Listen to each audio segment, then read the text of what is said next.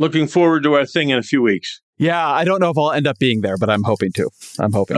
It's been. What do you guys? You guys have like a liberal cuddle party, or what are you doing? Yeah. Larry takes a bunch of MDMA, and we all sort of go into the corner and hang out together. God, that sounds incredible. Liberalism is wonderful, man. You should come try it. That's not liberalism. It's called something else, Ezra. Sorry, Nikki, is our CryptoZar joining us or no? He's, I'm talking to now. It looks like he is. Oh, zing. This is going to be great. This would be like ratings bonanza. All right, we do have David Sachs here. David, make sure you have a quick time on. Look at Saxy Poo, looking so presidential. He looks thin, doesn't he? Oh, he looks fabulous. All right, here we go. 3, 2. Let your winners ride. Rain Man David Sachs. And instead, we open source it to the fans, and they've just gone crazy with it. Love you, Besties. Queen of Quinoa. All right, everybody, welcome back to the #1 podcast in the world. I'm your host, Jason Calacanis, with my besties, Chamath Palihapitiya, our chairman dictator, and live from, well, the administration, Mr. David Sachs, our czar for AI and crypto. And amazingly, two fantastic guests this week. We have New York Times writer and host of the Ezra Klein podcast. He's got a new book with Derek Thompson, Abundance, and he co-founded Vox in 2014. And he's our guest here today before Trump ships him to El Salvador. Please welcome Ezra Klein. How are you, sir? Glad to be here in my final hours of freedom. Okay, great. Good to be here. Sorry, Sachs. And with us, of course, Larry Summers, economist, former Treasury Secretary under Clinton, former director of the National Economic Council under Obama, and the president of Harvard from 2001 to 2006. Thanks for coming, Larry. Good to be with you. Okay, we have a lot to get to here, so we might as well talk about the big news of tariffs. It's day 80 of the Trump presidency, a second presidency, his second term, and Trump tweeted that he paused tariffs for everyone but China on Wednesday. Basically, let me just cue up the details, Larry, and then we'll get your take on all of this. Just 1 week after Liberation Day, Trump announced on Truth Social that, in effect, he was raising tariffs against China 125% based on their lack of respect, quote unquote, instead of negotiating, and that he was pausing reciprocal tariffs on all other countries for 90 days. And markets ripped 10% after he posted this. And today, Thursday, when we tape, there's been a massive sell-off on Wall Street. So the roller coaster ride continues. What it will be on Friday when you consume this podcast is anyone's guess. S&P is down 5% today. For context, the S&P was at 5,700 pre-Liberation Day. So about a 9% drop after these wild swings. And in fact, this has been historic volatility. Here are the top sell-offs in history. As you can see, 3 of them came during Black Monday in 1987. 3 of them came during the financial crisis. 3 of them came during COVID. And coming in 11th is Trump's tariffs. Also, in the gainers, you have these big rebounds. Wednesday's 9.5% recovery was number 3. The administration says this was all part of a master plan. We'll hear more about that later. And that they laid a trap for China. They laid a trap. Besant has been the spokesperson during this retreat, or whatever we're going to call the pause. And quote, "This was driven by the president's strategy. He and I had a long talk on Sunday, and this was his strategy all along." I don't think we need to play the clip. That's the gist of it. The White House account then tweeted in all caps, my favorite way to tweet, "Do not retaliate and you will be rewarded." Wall Street Journal, on the other side, posted a story about why Trump blinked. They chronicled the decision as being affected by Jamie Dimon, who went on Fox to express fears of recession while saying the tariffs were valid, and that he knew the Trump and cabinet would be watching him on Fox. Other banking executives who felt they didn't have a lot of influence in this administration, according to the Wall Street Journal, started lobbying Republican lawmakers that the Trump tariff plan would tank the economy. The White House Chief of Staff, Susie Wiles, started receiving calls from executives and lobbyists expressing concerns. And the Wall Street Journal reports that Trump was influenced heavily by Besant. They were flooded with worried calls from Wall Street and that the president was lobbied to find an off-ramp. Trump ultimately relied on his instincts, according to the administration. Larry, is this 4D chess or is this something else? What are your thoughts? This is dangerous work with a sledgehammer on a pretty sensitive machine, which is the global economy, that's having really serious consequences. First, it's important to understand that there's more tariffs that are around than you described.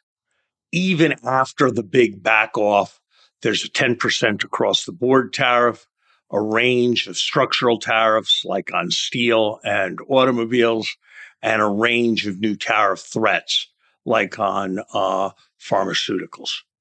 Here's a kind of market-based estimate of what the damage that the market thinks this is all doing to the U.S. economy is. Market's down, let's take today's number, 9%.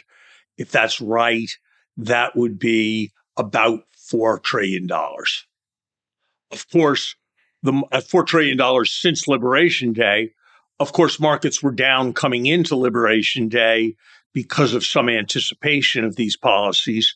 So let's be conservative and say these policies have taken $6 trillion off the stock market. Now, the stock market only measures the adverse impact on corporate profits, not the adverse impact on workers, not the adverse impact on consumers. So you need to add to that stock market number. One way of thinking about adding to it would be to say that corporate profits were 10% of the economy. So you could argue for multiplying by a factor of 10, but maybe that's being too exaggerating or too bold. So let's multiply by a factor of 5. And what you get is a loss in the $30 trillion range as the present value, as estimated by markets, of what's being done. Now, I know the Trump administration sometimes likes to say it's working for Main Street, not Wall Street. I noticed that they were pretty excited about the stock market rally yesterday in a way that wouldn't really go with not caring about markets.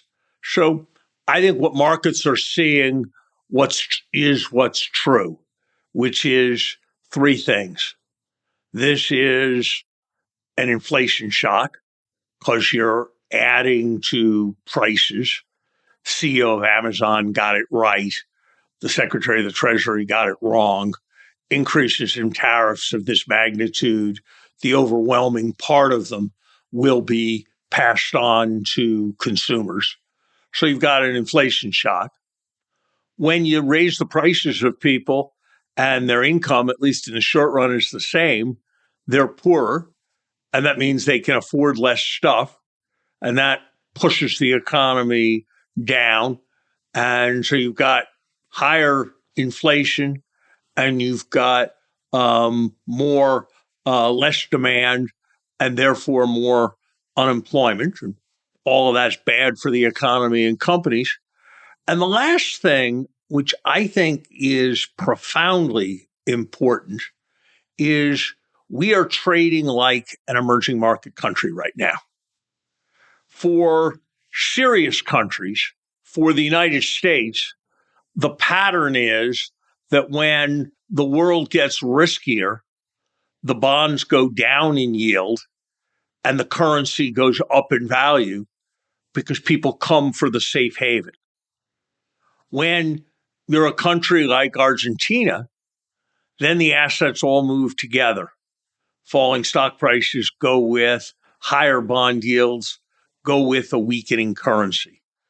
And so because of our erratic behavior, we have changed the zeitgeist surrounding America from the traditional zeitgeist surrounding America to the kind of zeitgeist that surrounded Juan Perón's Argentina. And that goes with all the other things that are happening. The more protectionism, denying the independence of the central bank, fiscal irresponsibility, breakdown of traditional boundaries between government and business, substantial cronyism as a strategy, authoritarian tendencies towards the opposition, lack of total respect for the judiciary. Keep going, Larry. Keep what going. we're seeing is a pattern of America being governed on the kind of Juan Perón Argentina model. And that sometimes produces some benefits for some people in the short run. That sometimes generates popularity for it. Perón kept coming back in Argentina, but ultimately it's extremely costly for a society. You've heard Larry's take on all of this. Larry's giving it about a B+ on the Harvard grade scale. Which might be inflated, I'm not sure. Sachs, obviously in the administration, you cover two things, AI and, of course, crypto. And you're a member of the pod, so let's get your take on what happened this week with these tariffs. Even the most ardent supporters of Trump have felt this is chaotic, not well executed, not communicated well. What is your take, Sachs, on how this was executed, and could this have been done better? Well, I think what happened, if you go back to Liberation Day was only 8 days ago, it was April 2nd. If I had told you on April 1st that Donald Trump would find a way to get the entire world to eagerly embrace a 10% tariff on the American market, and not only would they not complain, but they'd actually be relieved that it was only 10%, you would have said that would be an April Fool's joke. If I had told you 8 days ago or 9 days ago that Trump would find a way to accelerate the United States' decoupling from China, which is something he's long wanted to do, and that Wall Street would basically breathe a sigh of relief over that, you would have said that there's no way that could happen. If I had told you 8 or 9 days ago that President Trump figured out a way to assert a presidential power in a way that gives America extraordinary leverage over virtually every country in the world, you would have said, well, I don't believe it. I don't, what is that power? And he proceeded to do that. And now basically every country in the world, except for China, is coming to Washington seeking to negotiate a new trade deal for the United States on better terms for the U.S. If you told me any of that a few days ago, I would have believed you, and I would have thought the consequences would be a substantially deteriorated American economy and a substantially less secure I don't think we know United that. States. I don't think we know that. It's not any surprise. There's nothing surprising about the fact that the United States has the power to extort Lesotho. It's just, and that's the country that was singled out in the Trump formula for the highest level of protection. There is no surprise in that. There is no surprise that the United States has the capacity to isolate itself from China. That's not who's coming to Washington right now. It will be very, very costly. Japan's coming to Washington. South Korea's coming to Washington. Everybody's going to try to cut a deal. Everyone's going to come to Washington. It never would have occurred to anyone with experience in government that the United States would have any difficulty getting any major country to come send a representative to the United States to have a discussion and a negotiation with the United States on a matter that was of concern to the United States. Larry, why never didn't they? could possibly have come as any surprise. Let me let Sachs reply to that, and then Ezra, I'm going to bring you in. Sachs, go ahead, you reply. Then why didn't they, Larry? Do you think that all these countries were going to renegotiate their trade deals with the U.S. if President Trump asked nicely, if he said, pretty please, let's renegotiate our trade deals so you take down your trade barriers, that they would have done it? If he had said, pretty please, with a cherry on top? That's not the way these things work. He had to establish the leverage in the negotiation first. And the fact of the matter is he's the first president in decades who's been willing to do that. You don't get anywhere by just asking nicely. And I think that what President Trump did over the last 8 days is A, establish the leverage, and B, get all these countries to now want to negotiate a new trade deal with the United States. If this is such a terrific thing, why do markets think it's so terrible for the American economy? Maybe the market's just completely wrong, but at least another possibility is the question that is, the market's judging this, that the market, job of markets is to look forward. It's to look past the immediate. It's to see what the long-run consequences are going to be. And markets are making a pretty devastatingly negative judgment. Not true. Not true. Larry, that's not true. That feels emotional and nice, but it's just not accurate. So let's just establish a couple facts about, quote unquote, the markets. Number one, there are two markets and they behave totally differently and sometimes inversely to each other. There's the stock market and there's the bond market. With respect to the stock market, what they are debating, and you're right, Larry, is what is the effective long-term rate of return a dollar needs to generate in order to pay me back that dollar. That is what the fundamental stock market does. And what we have seen for many years with trade imbalances, trade deficits, and close to zero interest rates, of which more of that happened under Democrats and Republicans, we have allowed the stock market to inflate past historical averages. What we've actually seen happen in the last week is what most people would call mean reversion. The stock market is still way above where it was last year, 2 years ago, 3 years ago. What has happened is that the forward multiples have compressed. So that's number one. That's a fact. You can debate whether that's bad or good, and I'm willing to debate that with you. Okay, now let's go to bonds. Yeah.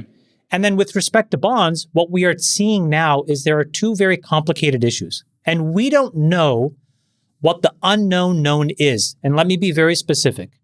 In the last 2 days, we saw one part of the bond market totally get out of whack. And what we know is that the yields changed materially in a very acute way, which is atypical of how the bond market typically digests a philosophical change in approach to policy. Normally, when you see an acute reaction in the bond market, the underlying reason tends to be some financial calamity in a participant. What we heard in the last 24 hours is a lot of this move may have been attributed to an enormous levered bet on U.S. Treasuries by a Japanese hedge fund. It will take 3 and 4 and 5 and 6 weeks for us to really know. Separately, what we do know, though, where the structural complexity of the market, and this is where, Larry, I agree with you, is acute and important to observe, is in the credit markets for private companies. And that is where you have to pay a lot of attention. Okay, Larry, let me let you respond to Chamath's response to you. And then Ezra, I promise you're going to come in next. Larry, go ahead. Chamath, as you well know, the vast majority of financial thinking emphasizes changes in the earnings prospects of companies associated with the strength of the economy as a major source of stock market fluctuations. And if you look at dividend strips, if you look at what's happening to analyst revisions, that's got a lot to do. Negative prospects for the economy has a lot to do with why the economy, why the stock market has turned downwards. The foreign exchange market's very big, and it's a big referendum on whether people have confidence in the United States. And somehow tariffs, reduce imports, are supposed to reduce dollar selling and make the currency go up. And not only is the currency not going up, it's going down substantially. So we're seeing a pattern. Maybe it's all just due to one Japanese hedge fund, but maybe we're seeing a pattern if it's 3 days, that really looks pretty much like the Argentine pattern. Ezra, you are hearing this debate. I think there's no debate that this was done in a very extreme fashion at a minimum. Do you wonder if this could have been done in a more gradual or thoughtful way? What's your take on the execution here by the administration of these tariffs and their response to the markets? I can't say I wonder if it could have been done in a more gradual and thoughtful way. It could have. I defer to Larry on the markets. I'm more of a connoisseur of arguments, and something I've been thinking about over the past very long 8 days is covering the 2024 election and covering Donald Trump's tariff promises. And it was a thing that liberals like me were doing, where we would do these shows and say, Donald Trump is promising a 10% to 20% global tariff and then 65% tariff on China. And if he does that, it'll have this set of effects, higher prices, it'll create financial uncertainty, etc. And what I would be told, like the counter argument, was, oh, you libs. You always take him literally when you should be taking him seriously. I had Vivek Ramaswamy on my show. He said, he's not going to do that. That's just a negotiating ploy. And this was the common line from Trump allies on Wall Street. And then I watched as he began doing not just that, but layering a series of them bilateral tariffs on top of that plan. The markets began freaking out. While they were freaking out, a bunch of his defenders said, no, actually, these tariffs, which we told you were never going to happen, are actually a great idea. We need to reset the entire global financial system, and you can't shift those tectonic plates without creating a few earthquakes. Then the moment the tariffs paused, or the 90-day pause on the tariffs on top of the 10% and the China tariff, then I heard, nope, that pause is genius. Haven't you read The Art of the Deal? And what I would observe from this is it usually when an idea is good, you don't need people jumping back and forth on it so often, going between these tariffs are a bad idea, but they're a smart negotiating ploy, to these tariffs plus are an actually great idea, and you should all calm down. As Trump said, you should all be cool. Back to no, these tariffs are a great idea. I think something I'd love to hear from David. It's very hard to break the pattern of being a podcast host. I would like to hear what the measure of success in 2 years is. Right? We can sit here and speculate about the effect of these, and I'm much more on Larry's side than what I'm hearing from Chamath and David. But what are your measures? What in 2 years? Good question. If manufacturing, go ahead, Sachs. employment or Very whatever good question. is below X, will you be unhappy? If GDP is, what is a sort of objective yardstick where we could come back in 700 days and say, did this work out or was this a bad idea? Good, Sachs. I would say probably the biggest thing would be whether the U.S. can reindustrialize to some extent so that we're not completely dependent for our supply chains on a potentially hostile adversary. And what is the measure of that? Is it the quantity of manufacturing we're making? Is it the share of manufacturing? I don't think that's a hard employment? thing to understand. You know, during COVID, I'm just asking you to set it very tightly. Point. I am saying it concisely.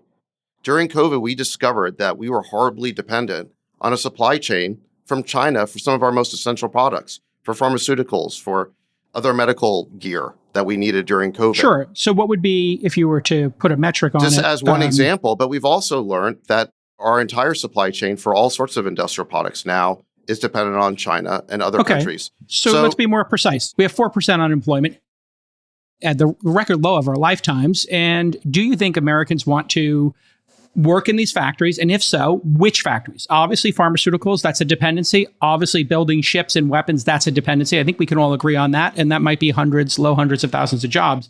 Do you believe we should be making Nike sneakers here? Do you believe we should be making jeans here again?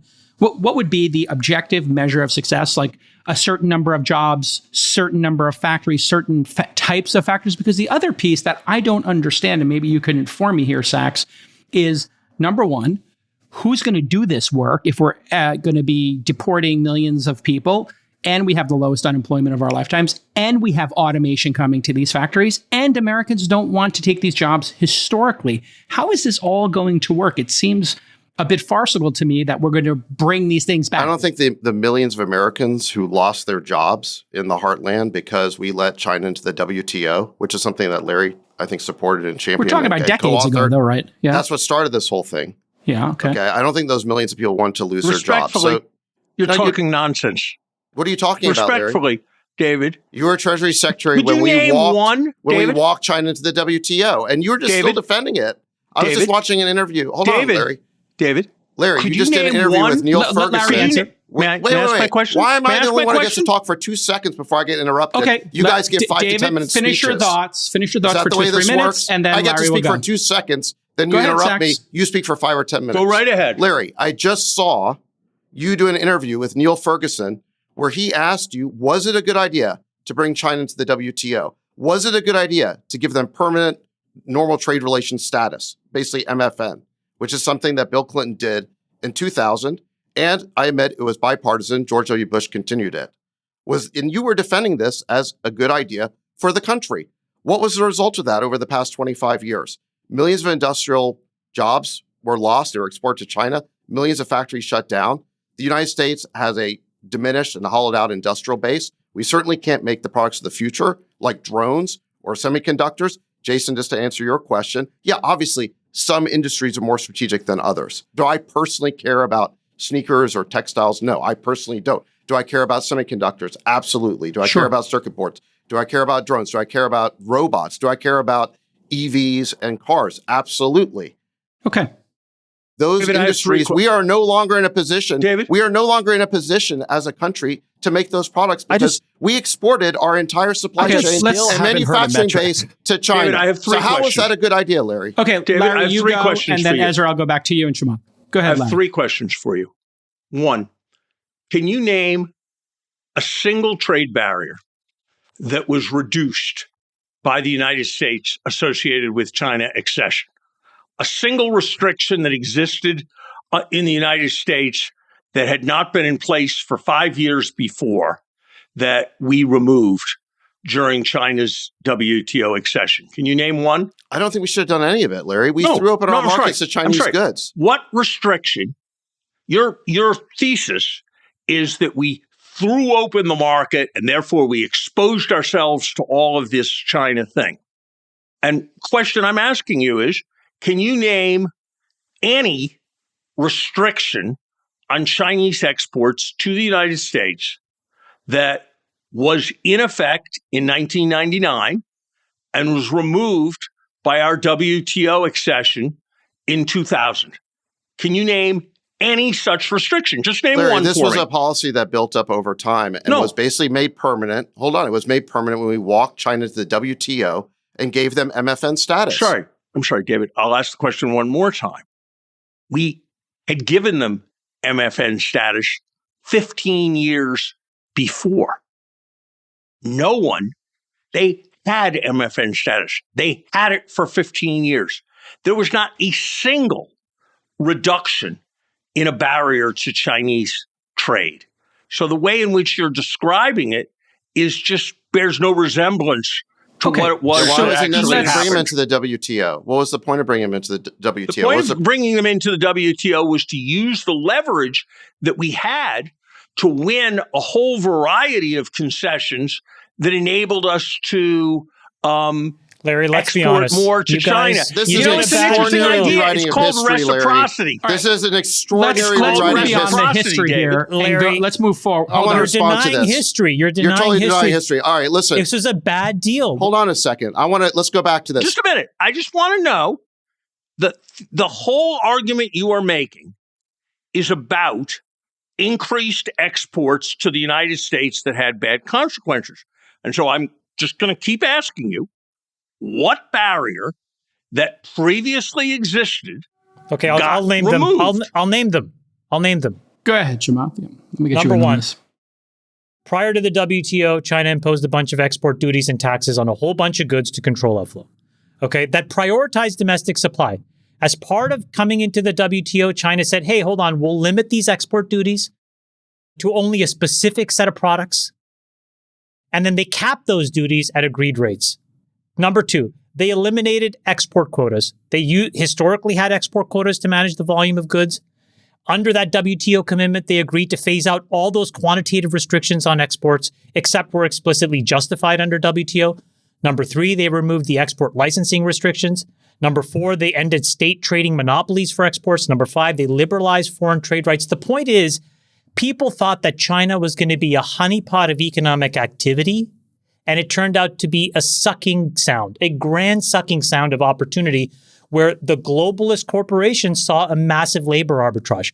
So it's fair to say that it was done with the best of intentions, but it was a bad deal. And they got one over on us. I really want to say that rather than having 30 minutes of debate over something that happened in the 90s, I would like to go back to this question I keep not hearing. I will answer your question, members of Ezra, because that was a great I would like question. to hear from David, but I love yours too, Yeah, Chamath, I want. which I is- want. Yeah, I David want. Hold on, I never got a chance to. I never think got a that chance there's to a respond. tendency to just begin David- talking in an anecdotal way This is about not industry. anecdotal, okay? Look, we wanna so move give forward. me, I would Presidents like, announce these policies, and then give there's me the never metrics. There's Give hold on a me, second. give me what indices you are going to look for. Where if in 2 years it is under X, I can come back and we can have a here's conversation. Here's You some can say, metrics. Ezra, I'm so Great. sorry, it Here's didn't some work metrics out. for you. Okay, Let's go back to Bill Clinton's speech that was given at Johns Hopkins on March 9th, 2000. No, he was asking about forward-looking metrics. What would you think would be successful 2 years from now? Not the history lesson. Wait, hold on. We haven't finished the debate about China and PNTR, okay? But my question predated that debate. Yeah, we're trying to Listen, you're trying to change the subject. Let's just finish up on this topic. We're trying to move forward. That's all. No, we're trying to finish up on this topic, okay? Okay, Obviously, we'll let Larry's you get the very last word. passionate Go ahead. about this. Okay. You can have the last word. So March 9th, 2000, Bill Clinton announces PNTR at Johns Hopkins. It's a very famous speech. Larry, maybe you can tell us about how it got written. Anyway, Bill Clinton promises several things. He makes a number of arguments for PNTR. He does not think that this does nothing. Larry, your argument is that Bill Clinton didn't do anything. You're saying that somehow it happened under Reagan or something like that. That's not what Bill Clinton was arguing. He said, number one, there'd be huge economic benefits for the U.S. He says, quote, by this agreement, we will increase exports of American products. He means to China. That will create American jobs. Okay, did that happen the way we intended? I don't think so. Number two is he believed that have you looked at the data on export flows from the United States to China? It actually did happen at a quite substantial rate. But with huge trade deficits for the United States. You're arguing that they did not act in a discriminatory way towards our products? This idea that Americans could just do business in China the way that they could do business here is ridiculous. Anyone who tried to do business over there knows you have to create a JV, you have to get a local partner, give them 51%. It was extraordinarily difficult. We were discriminated against, Larry. Okay. It's ridiculous to try and claim that somehow this was an equal relationship, okay? And we imported far more from them than we ever exported to them. So Bill Clinton was wrong about that. Number two, he said that signing PNTR and bringing China to the WTO would promote democracy in China, that we would export one of democracy's most cherished values, economic freedom. Did that happen? I don't think so. He said this would strengthen global trade by ensuring China adhered to international trade rules, reducing trade barriers, and resolving disputes through WTO. Did that happen? I don't think so. And then he said on national security, he said it would improve our national security to bring China to WTO and help make them rich. He said, quote, if we don't deal with China in this way, we will increase the prospect that they will turn inward. That's not what happened. We helped make China rich. We've exported millions of jobs to them. They built up their economy and their supply chain to the point where now they are a global competitor to the United States. They're a peer competitor. We turned that baby dragon into a Drogon-sized monster that can now challenge us in Asia and across the world for primacy. Why in the world we have done that? Just for national security reasons. Okay. That was a very foolish thing to do. Okay. So, Larry, I guess I have to let you maybe self-grade. How did you guys do? Is there any regrets? As Sachs is pointing out there, obviously China has not magically become a democracy, but I guess you could argue they do have a middle class now. We haven't gone to war with them, so I guess you could argue that this has been good for relations. But to Sachs's point, they are incredibly powerful and they are our top adversary. How would you grade the history of this so we can move forward? China was a surging, growing, reforming economy, growing at double-digit rates. That it was before there was any WTO agreement. The WTO agreement did not change a single rule that represented a U.S. restriction on imports from China. It did change a variety of rules, not as far as I would have liked, that let the United States export more to China and that protected United States intellectual property in China, and that brought China more closely into the international system. You need a counterfactual for what would have happened if China had been excluded from the World Trade Organization. That counterfactual is not that they would not have sold goods to the United States. That principle had already been crossed 15 years before.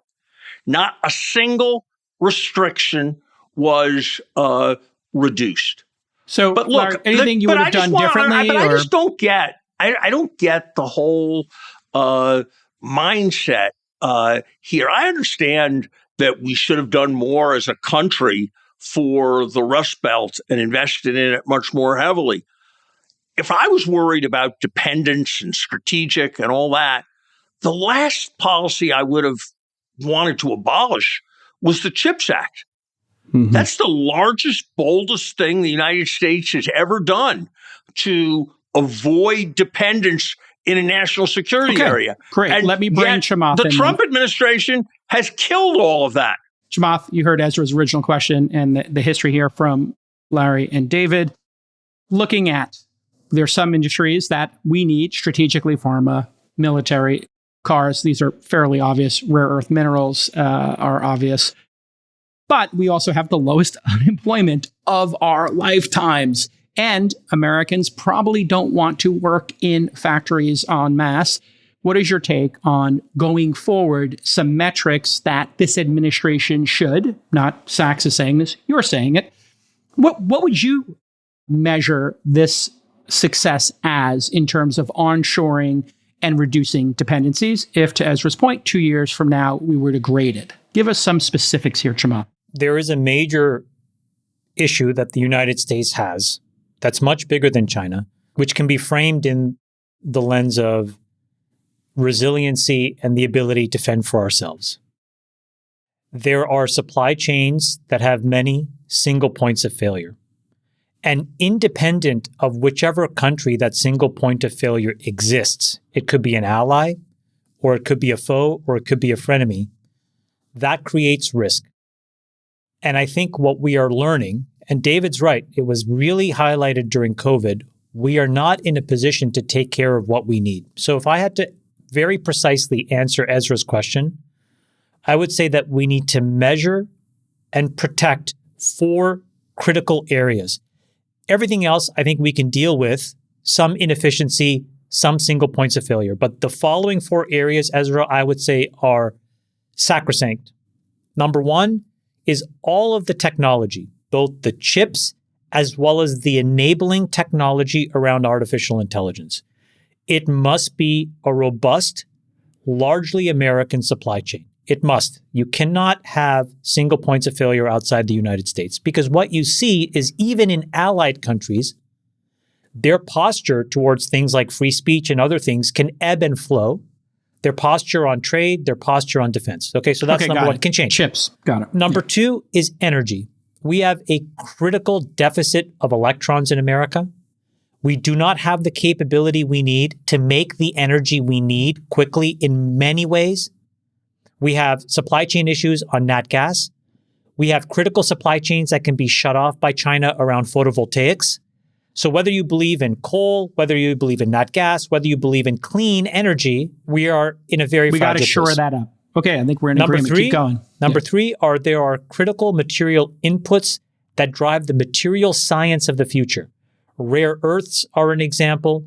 Going back to chips, things like gallium, things like phosphorus even. So we have a critical minerals and rare earths and material science input problem.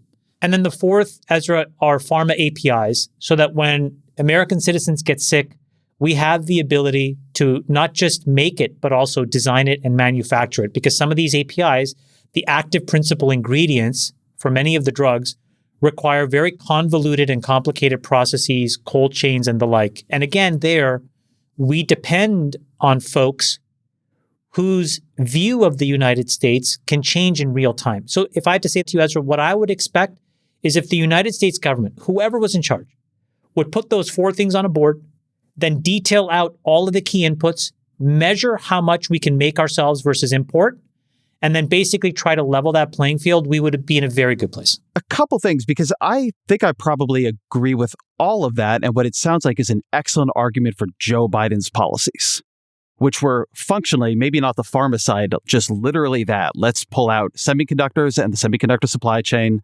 Let's pull out energy. Let's pull out a couple of things like that. You know, what was it? A high fence around a small garden was what Jake Sullivan called it. Let's particularly try to restrict the supply chain export of AI critical materials to China. They had a whole set of policies about this. Now, the Trump administration, the thing we are in theory here discussing is an extraordinarily broad-based set of policies. It is tariffs on not just China, it's on Brazil. It's not just on critical industries like Chamath is talking about, but it's on, mangoes and avocados and, lumber from Canada and basically everything else. I guess there's an argument I could sort of extract out of this that the Biden administration believed in what they called friendshoring, which is that you want to create an integrated supply chain of allied countries that we can work with and that we can rely on. And the Trump administration, I think, believes something, depending on who's talking, more like that the entire supply chain needs to be onshored to America specifically.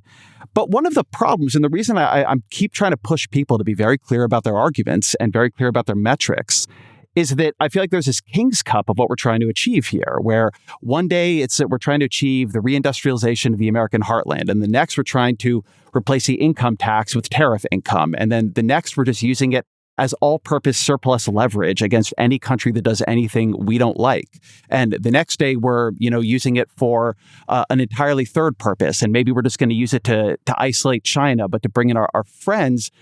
But none of these, you can't do all of these things at once, and it needs to be very stable if you're going to get companies to do these long-term CapEx investment decisions that take decades to play out. Nobody I know in the markets, the fact no is, CEOs, you guys didn't want to change anything. You guys didn't want to change anything about anything. I wasn't in the Biden administration, number one. I'm treating Ezra and Larry as a team.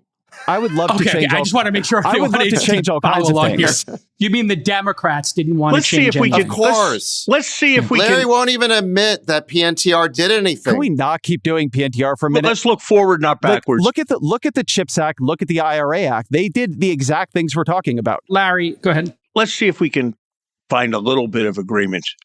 Please. Here. I agree with Chamath's agenda. I may not agree in every detail, but I broadly agree with Chamath's agenda. And I'll go a little further than that, Ezra. I think Joe Biden's attachment to energy security was kind of selective and heavily oriented to green technologies, not others. I thought canceling the Keystone Pipeline was a clear mistake. I thought the stopping a variety of things involving liquid natural gas were a clear mistake. So I think the Biden administration's approach to regulation that empowered every NGO with respect to stopping transmission lines, with respect to constructing power plants because of the importance of Democratic constituencies was a mistake. So I think energy security is a central objective of policy, and that there's a lot of room to move beyond what the Biden administration did. I actually believe that very strongly and agree with Chamath and David. What I don't understand is CHIPS, absolutely right. The CHIPS Act was all about making there be an American semiconductor industry with production in the United States as a central priority. The Trump administration has declared war on that. Rare earths, you want to have a strategic petroleum reserve for any rare earth. You want to do more mining in the areas that Chamath says we should in the United States or in friendly countries. I am all for that. Here's what I cannot understand, Chamath. I don't see how your resilience agenda drives anywhere near Liberation Day and the emphasis on tariffs. It drives towards a set of specific industrial policies, perhaps including tariffs in some particular product areas. But steel from Canada, anything from Lesotho, any natural resource product, across the board tariffs on everything. I think you are absolutely right about resilience, and that traditional conventional economics has given it too little thought, and that COVID pointed that up as a central issue. What I can't understand is why Donald Trump's echoing of Lee Iacocca from the 80s about tariffs is responsive to any of that. But this is the point I'm trying to draw around Biden. I'm not saying I agree with every way the Biden administration defined its objectives. I just wrote an entire book about the failures of Democratic policymaking in this specific era.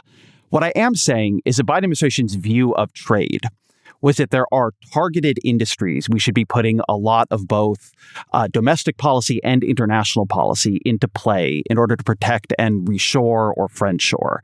And the Trump administration's view is that you have a generalized problem running all across the world that requires highly general policies, that then when I ask people to defend it, they sort of move to this targeted argument.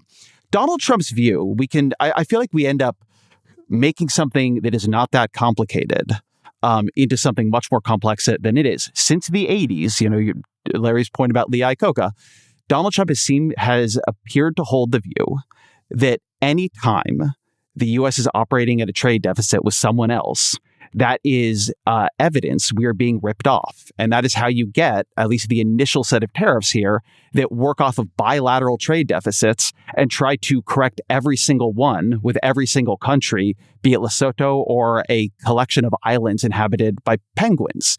I think it's really important to be connected to the policy that was actually announced and not sort of projecting all of our own onto it. Like, yes, Larry's right that you could have a different set of critical industries than Biden did. The Biden team was very focused on clean energy over other kinds of energy. I also did not agree with the liquid gas pause. I thought there was some, and we did not do nearly enough on things like permitting reform, right? There's a lot you could have done that they didn't do.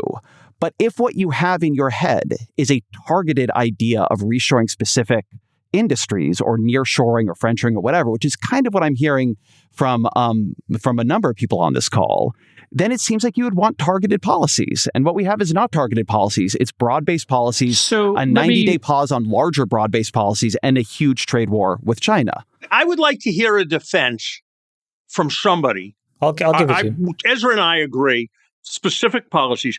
I'd like somebody to explain to me why it's a remotely sensible theory to say that the United States is being exploited by any country where the overall pattern of trade is such that we are running a trade deficit.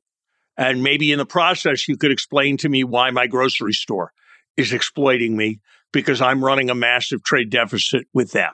Okay, trade deficit, Chamath or Sachs, who wants to take it? I can start, then maybe Sachs. So let me actually start by giving some credit to where Biden did do a few things right, just in the spirit of finding some common ground. Inside the IRA, I think that there were two things, and I've said this pretty repeatedly, but I just want to put it on the record again.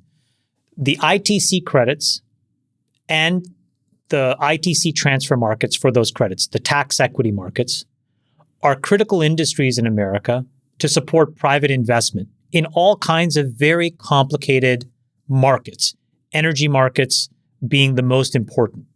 And what the Biden administration did, to their credit, was remove the uncertainty, because those things had to be renewed over and over again. And they gave us a very long window where we could underwrite investments. To your point, Ezra, that was smart. But it's important to also remember that in order to get Biden's budget done, what they did was they had Manchin roll over on permitting reform. And Ezra, you know this probably better than all of us. When you look inside of the CHIPS Act, as smart as that initial policy was, if you ask, why has nothing actually happened? Why have no fabs actually been built other than grandiose statements? The answer is that, which you speak to in your book. It's just this complete malaise and inability to actually get these things permitted and turned on, even when it's right. So I just want to acknowledge that that's there. So Larry, very, very importantly to your question, the thing that we have to acknowledge is that in certain countries, what you have is a very blurry line between private and public industry. And they have this very tight coupling. And again, I hate to go back to China, but it is the best example of this, where what do they have? Choose one other country just for the sake of it. We can use Korea, we can use Japan, we can use Germany, okay? There are instances where the government balance sheets support private industry. They can support them in three different ways. Number one is the tax credits that they can use, the subsidies that they can use to build the things that they need. Number two is how then they can support that in the active selling and engagement in public spot markets to shape the demand curve of the things that are made. And then number three is the taxation on the back end, the terms of repayment and the capital cycle. Those are things that in the United States, we overwhelmingly turn the responsibility over to the private markets to do. We are the cleanest, the purest form of capitalism in that sense. But many other countries are shades of this. And again, let's not talk about China, which is at the... So Larry, hold on a second. So Larry, so what you have is, how do you defend dumping? How do you defend that? How do you defend spot market manipulation that drives American companies out of business? How do you fight that? And I think... Here's the problem. If President Trump had announced a big broadening of anti-dumping law to confront a variety of instances of what the administration, after careful economic analysis, saw as inappropriate subsidy, I might or might not have thought that they were doing that in the right way, but we wouldn't be having this argument. The front pages would not be about tariff policy day after day, and the stock market would not be down by $5 trillion. The central thing we are discussing is not whether there are sensible modifications to trade policy to respond to bad practices in other countries or to promote resilience. Those are technical debates that, frankly, aren't that interesting to a large number of people.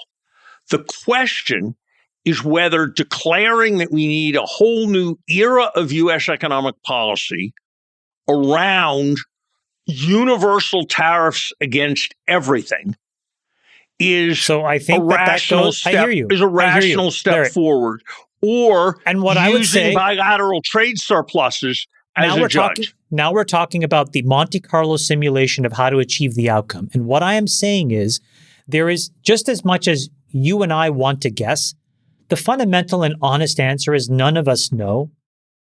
The people in the White House, what they know, they will share a little bit at a time. Because the reality is, if what you wanted was a white paper, or if what you wanted was paint by numbers, I think back to David's point, all that would do is just take any leverage that they had and give people the opportunity to shape their response. And I think in traditional game theory, and again, in traditional game theory, I think the right thing to do is, when you're playing poker, you play street by street.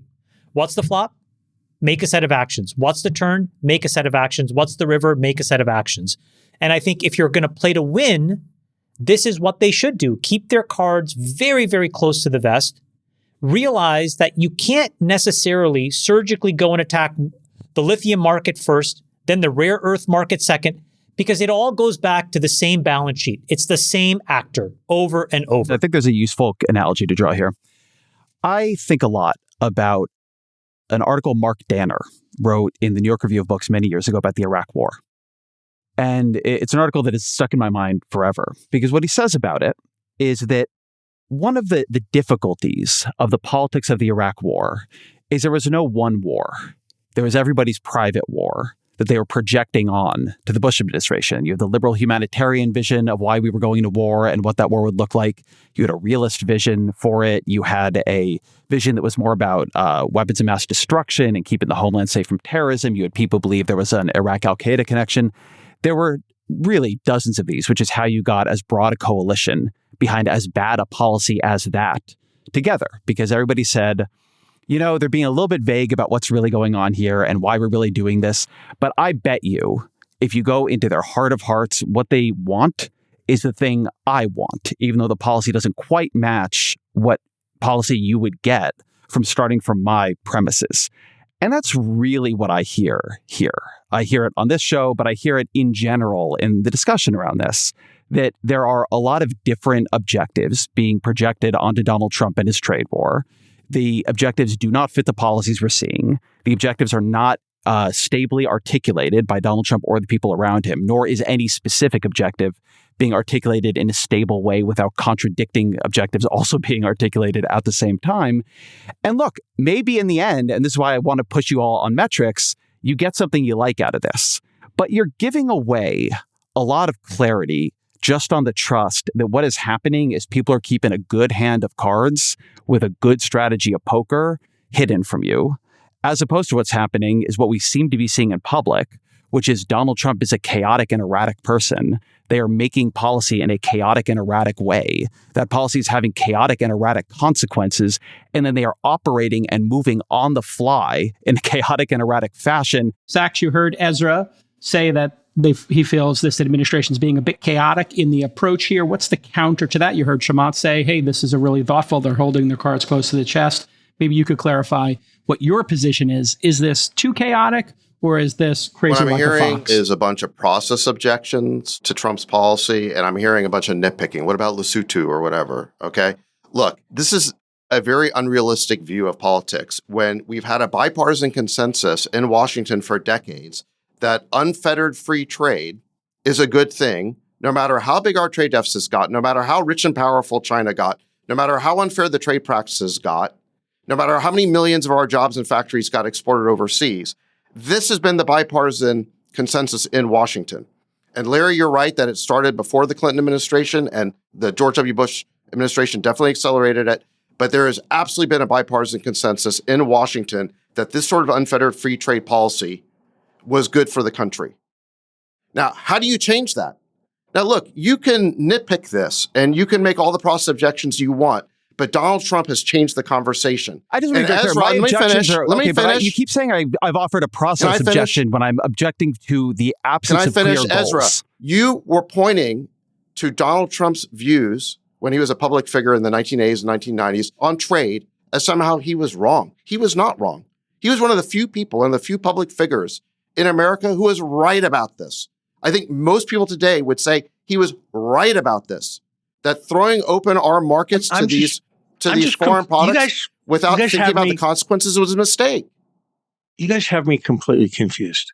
Really, you do. No, I'm confused about the incoherence of your position. Larry, David, you still believe that the Clinton administration, let's call it a bipartisan consensus of that era, was correct, while at the same time you're arguing that PNTR didn't do anything. I think it is really telling that you are so much more loath to defend what we are seeing than to attack what has been. If you want to, it's fine. Like, I guess you could have, it would be interesting to have you and to me, they're Larry the same go, thing. If you be interesting to have you and Larry go 12 rounds on the Clinton era. But, you know, when I say to you, listen, there is not a stable set of objectives that fit the policy here. Can I answer You say that? that's a process objection? I just would like somebody to defend the thing they keep actually doing.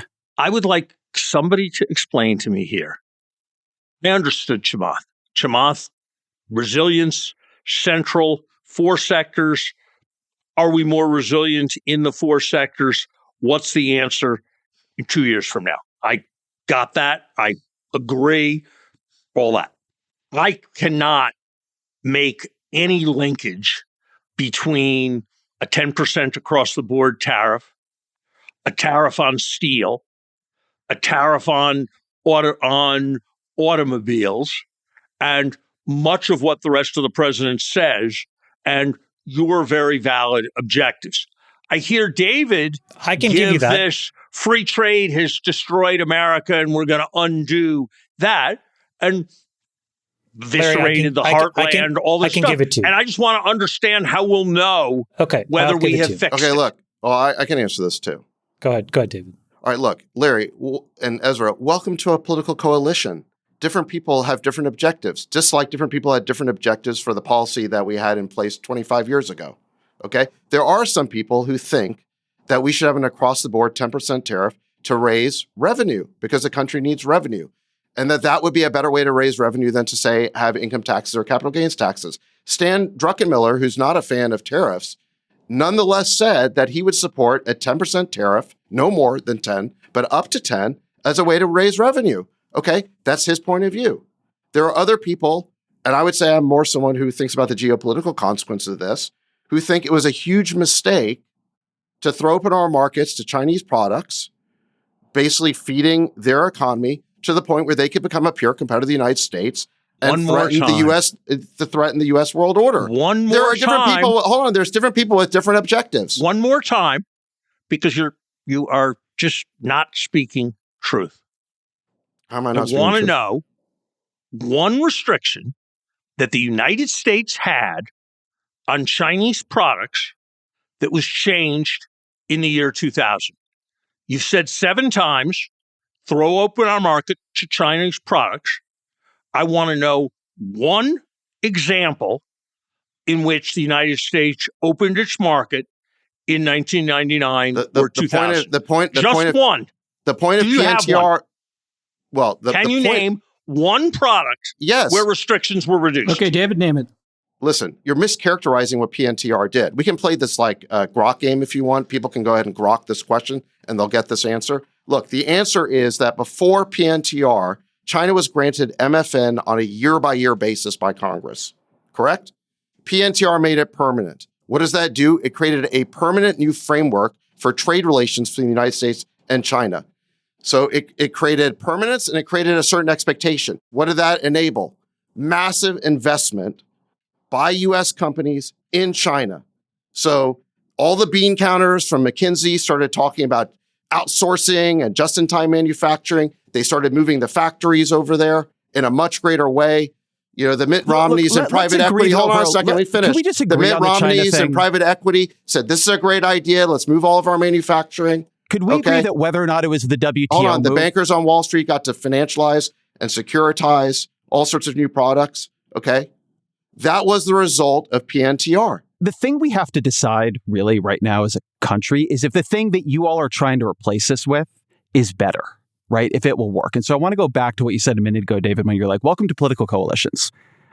Larry has been in politics a long time. He was Treasury Secretary. I've covered politics for a long time. I'm familiar with political coalitions. In fact, a lot of my book is currently about the problems in the way the Democratic coalition, with too many objectives all at once, can end up destroying the ability of the policy to actually achieve a clear goal.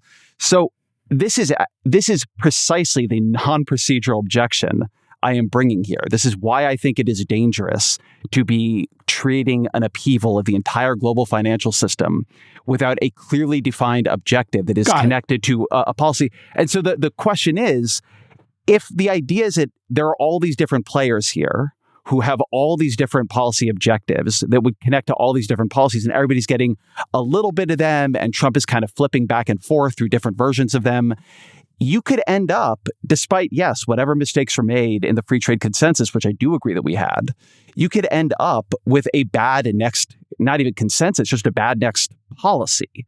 An unclear coalition that is fighting with itself and is making policy without a strong process can create not like nitpicky procedural problems, but actual damage and disasters. Chamath, let's try to look forward here. This obviously has been a cataclysmic, chaotic, intense, whatever descriptor you want to use of the past week. Productive. Okay, sure. And it's certainly created massive swings in the market. Is this all going to cause a recession? Is this too violent of an approach to markets? That is, I think, a valid criticism that people have, including, the majority of business leaders are saying, hey, I think I have to start layoffs.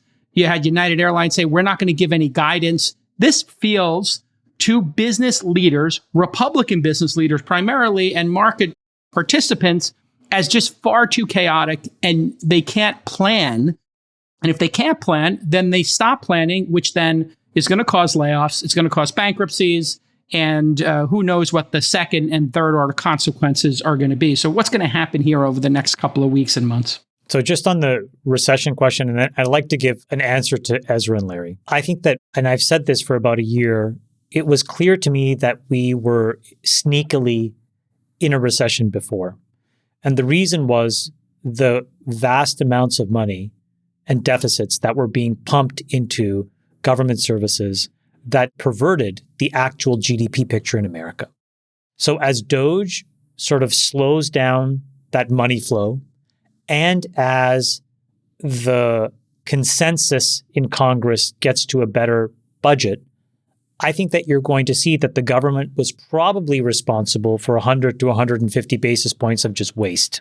And if you take that out, you will technically be in a recession. That was independent of these tariffs. And I think that that's where the true economy, Jason, was. And I think that we're going to just find that out. So that's that. On where we go from here, I can give you an anecdote and I'll give you a projection. The anecdote is this weekend. My wife and I were in bed and a person called me, very successful businessman who was representing the president of a country, saying, hey, Chamath, I need some advice. What do we do here? And we walked through the three things that he and his government, that their government were trying to figure out because they wanted an off-ramp. They were like, I'm ready to cry uncle. We're ready to tap out. And again, he was calling me as a private citizen, but I think this conversation was very instructive. Number one, he's like, look, we have these really high tariffs on inbound American products. We're happy to cut these things to zero. And I said, well, you should do that. Second, while we were exploring, he's like, yeah, we have an enormous capital purchase with Airbus. I said, cancel it. Swap it to Boeing. He's like, done. And then the third, which was interesting, is he's like, we need to import an enormous amount of energy. And I said, well, who do you give that concession to right now? And it was a non-American company. And I said, well, why wouldn't you just RFP that to an American business and let them compete? And he's like, we'd be open to that as well. So he said, we're getting prepared. We want to find a way to talk to the Trump administration. And I'm like, great. However I can be helpful, I'll be helpful to you. I got off the phone. I looked at my wife and I said, if even 30 of these 75 countries do a deal anywhere remotely close to this was an enormous win. So let me give you my projection, Jason, of what the art of the deal could be here. What you do is you can rewrite Bretton Woods 2.0. What was Bretton Woods 1.0? It was fixing exchange rates. It was setting up the IMF. It was setting up the World Bank. Those were the conditions on the ground post-World War II. It made a lot of sense. What would we do if we had to write the Mar-a-Lago Accords right now? I think what we would do is work backwards from the question that Ezra asked and the answer that I gave. How do we create resiliency in these critical markets? Number one, a framework for that. Number two is how do we create limits for government-sponsored intervention against capital for-profit companies, many of whom are American, so that we can actually compete on a level playing field. And then number three, very simply, if you can do business in my country, why can I not do business in yours? And I'll just give you that story for 1 second. I was responsible. I was the head of every single entity of Facebook outside of the United States. I opened every market. My team and I created a framework for dominating. We figured out how to crack Brazil, India, Russia. The one market that we never could ever make a single iota of progress? Say it, Jason, with me. Well, China, Russia. No, Iran. Wrong. We won in Russia. So my point is, in every single market except one, is it that we were just lucky in 174 markets and one we were stupid? No. So I think that the Mar-a-Lago Accords, this sort of Bretton Woods 2.0, is the outcome, Ezra. It will basically use tariffs as a way to get these governments to a table and allow us to negotiate a much fairer economic quid pro quo. Here's my concern with this theory. And I want to leave out, I'll leave the sort of question of what the real economy looked like to Larry. This world in which what is happening is a business leader who represents a country is calling you and saying, okay, what do we need to do to deal? Right? They're coming to Donald Trump, and they are going to come to Donald Trump. As Larry said earlier, there's no doubt that the U.S. economic leverage is enormous. And virtually every country faced with our might is going to try to cut a deal with us. But then there's a call they're not making to you, that they're making to someone else, which is we have allowed, or we have approached the U.S. as a functionally benign partner for a very long time. And now they're becoming a dangerous partner. They are very, very strong, and they will use that strength to crush countries smaller than them when it suits the whims of a personalist regime run by a person who his feelings, even about people that the U.S. or countries the U.S. traditionally considered allies, like Canada or much of Europe, change. And so, yes, on the one hand, for the next year or two, we want to avoid getting a big tariff slapped on us. And so we got to figure out, what is it that if we offer it to Donald Trump, he will say to himself, that was enough of a give that, I can move on to someone else. I can make them the focus of my ire. And on the other hand, they're going to begin to build fortresses and deals and partnerships and approaches that make sure they are less exposed to our ability to wield this power against them in the future. But before I came on the show, I had gone on X and I saw a clip of you going around where you're saying that one of the problems with the Biden administration was that you couldn't get anybody on the phone. And in the Trump administration, you make the call, the deputy chief of staff picks up, You say, hey, I need you to talk to this company. I work with them. They're freaking out about the tariffs. The deputy chief of staff calls the company. They work something out. No, not that they work something out. They listen. They listen. This world in which we are doing the deal making by individual relationships, by who can get their calls answered, not by rules that feel clear and stable. That's how the Biden administration I worked, listened to that Ezra. clip. That's not what Chamath said. And that's not what I said. Well, Chamath, Ezra, you're trying to make it sound like corruption. Hold on. Ezra and Biden, it was George Clooney that was making the call. Who cares what George Clooney thinks? Didn't you just say on? I was very, very critical of Biden running again. I saw that clip, Ezra, and what Chamath said. Hold on, what Chamath said is simply that the White House listens when he calls, whereas he couldn't get his calls returned by the Obama administration. Great. I think we're actually not saying something all that different here. You made it sound like corruption. I actually it was to help do a company. think what Trump is working through is deal by deal patronage based on how he sees the company. The other country. That's not what happened. Ezra, can I just make sure that this is clear to you? This is a 150-year-old American business. I have no interest in that company except a friendship. These are Americans hiring Americans trying to compete with China who were very negatively affected. And all I said was, why don't you have a chance to explain what's happening on the ground? My point that I was trying to make, and maybe I didn't make it clear enough, so let me set the record straight. The Trump administration, what I have seen as a businessman, is willing to hear the conditions on the ground. As a businessman, when I was building, Ezra, just to be clear, critical rare earth supplies for America under the Biden administration, battery can materials to compete with China under the Biden administration, AI chips to be the best inference solution under the Biden administration, I couldn't get a call back. That's just the facts. Not because I wanted anything, just to tell them what was going on. So fair enough. That is insane. Okay, fair enough. I am not telling you that the Biden administration should have returned your calls. What I am saying is that the degree to which Trump first, and then everybody around him as an example of him, because culture comes from the top, is working off this kind of individual call and deal making worries me, because I believe that you had every one of these calls you're saying, and they went exactly the way you say they went. And then the calls that you are not getting, and they 2 minutes ago, Ezra, you were saying that a 10% across the board tariff was too broad, and we need to go industry by industry. And now you're saying that it's going to be too particular, and he shouldn't do country by country negotiations. Using the word deal making, so listening to people. Listening to people is not deal making, Ezra. It's just listening to people. Are you really going to be here and tell me that the way Trump himself works is not individual deal making with countries, with people, with Eric Adams? Is this really the argument here? I will tell you what I've seen, and David's seen much more.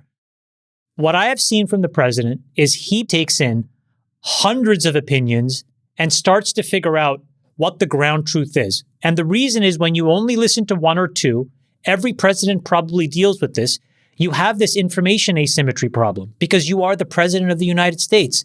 And so how do you cut through it? You talk to hundreds and hundreds of people and you triangulate what the truth is. So it's not like he's giving any favor. He's collecting information. That is a good process. You want the most powerful person in the world to get to the ground truth. Go ahead, Larry. I am all for information gathering. I agree that the Biden administration did not do as good a job as it could have of maintaining relations with the business community. I agree that it's a good idea for there to be quite extensive connection.